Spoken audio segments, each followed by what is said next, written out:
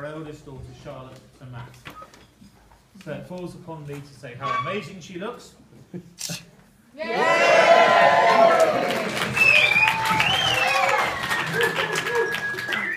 of course was somewhat distant in the days when she'd play on beaches and in all weathers and cover herself in everything that grew out of the ground. And of course there's been fabulous support from a team of bridesmaids, and I'm in no more going to judge between which of them was better than I am to decide which of the mothers is wearing the best outfit. Thanks too to the vicar, without whom none of this would have been possible, of course. Cranbrook, as you have heard, has been without an incumbent vicar for so long that we are very grateful for David Cook, whose day job is at Cranbrook School, which Charlotte attended, and he came out today to officiate at the ceremony. I'm glad that he has a very convenient memory. We should also thank the team responsible for decorating this hall.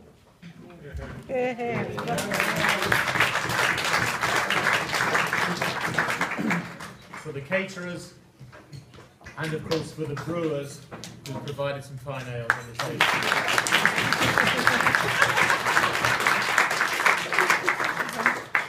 Matt's taste in beer is definitely a point in his favour as a son-in-law, and there will be ample opportunity to continue his education in months and years to come.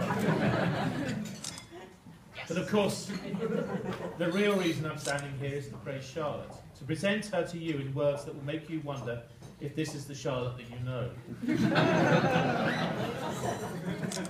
What will be clear from what I tell you and what our friends Jenny and Hannah will say later is that Charlotte not only looks amazing today, she is amazing. And I want to tell you just how amazing.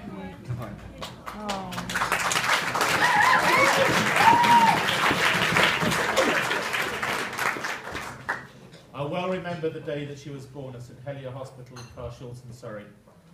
On the day itself, England were batting against India in the second test. It was Gold Cup day at Royal Ascot, and because the maternity suite had a television, I was happy. And because her mother had had an epidural, she was happy.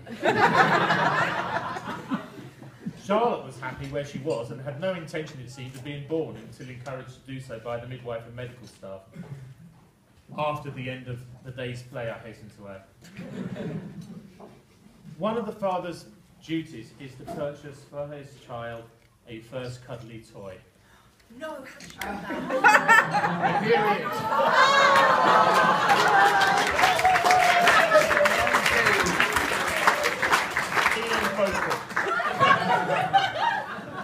Of course, he was merely the first in a whole menagerie of stuffed creatures, but later shared a closet with Charlotte when she decided she'd rather sleep in a cupboard than on a bed. But I'm getting ahead of myself. Charlotte proved a lively child.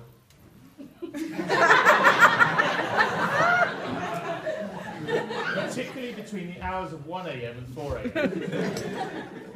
She grew quickly, learned to talk far too quickly, and proved relentlessly curious and imaginative. Bedtime stories quickly exhausted the repertoire of the Brothers Grimm. So I read her The Hobbit.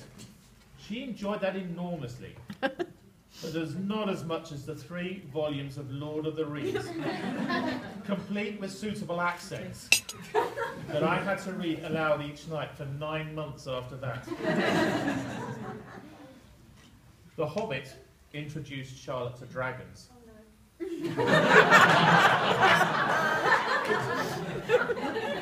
Dragons are real. They even live in Oaks Park in Carshalton. Something that Charlotte told her teacher one Monday morning when they were asked what they'd done at the weekend. She'd been up to the park. She'd seen the evidence. The burned out tree stump complete with food wrappers, where the dragon had had a meal. The bits of flattened undergrowth where he laid down for a rest. The dragon's nest in a crate up one of the park's trees. And if the dragon was not home that afternoon, he was on the next hill where we could see the smoke rising into the sky. Her teacher was thoroughly amazed. Her enthusiasm at school also led her to befriend Arthur Ringwood, a former soldier who was keen to tell local primary school children about the war that had been like. To his amazement, because nobody else had shown much interest before, Charlotte wanted to hear more and struck up a friendship with the couple that lasted for 20 years or so and continues to this day.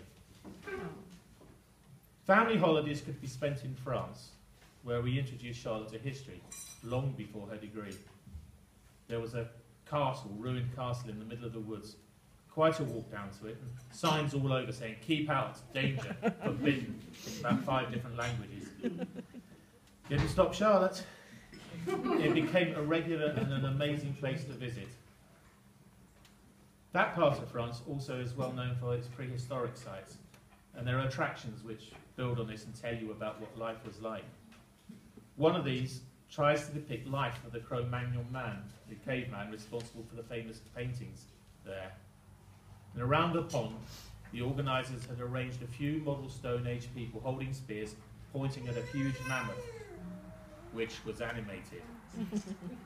It would lower its head, suck at the pond, wave its trunk, and fire a jet of water.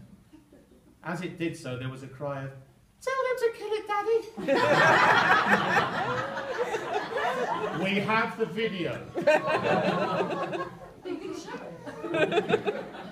We came to Kent as Charlotte was reaching the end of junior school. She thrived, continuing to ask questions at Cranbrook Junior School, starred in a production of Queen Beryl and the Romans, another video nasty.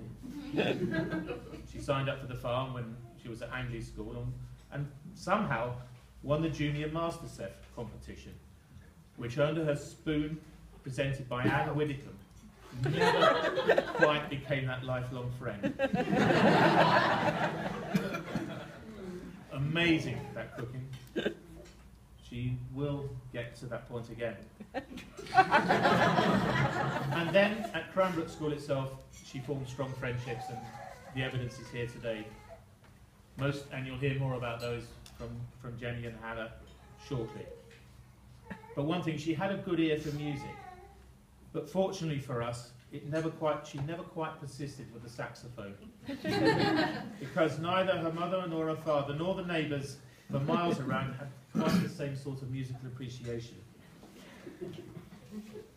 We had lots of fun visiting dental specialists, first in Cranbrook, then Tunbridge Wells, across to East Grinstead and Guy's Hospital, where she became a star in the sense of East Grinstead, where nobody had ever seen the amazing combination of features that Charlotte's mouth displayed.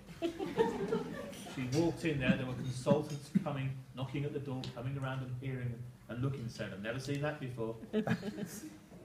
Her teeth were further adjusted by a baseball bat at Paddockwood Athletics Club. And how she avoided injury while playing hockey at school. In goal, I'm amazed. She kept packed rats, the first pair gnawing their way out of their cage to sleep in bed with her. A second pair were left behind when she went to Southampton University, where she won a place in her halls of residence which had already been condemned.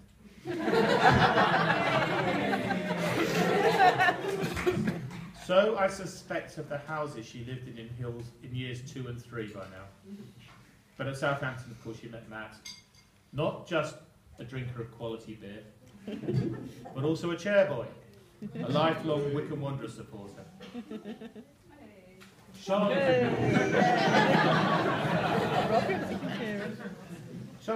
of course, is not a footy fan.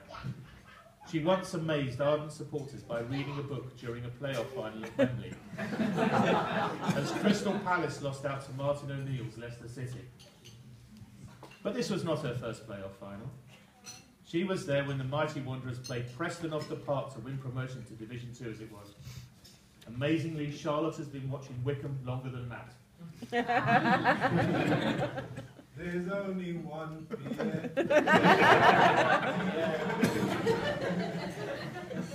Throughout, she has never ceased to surprise and amaze.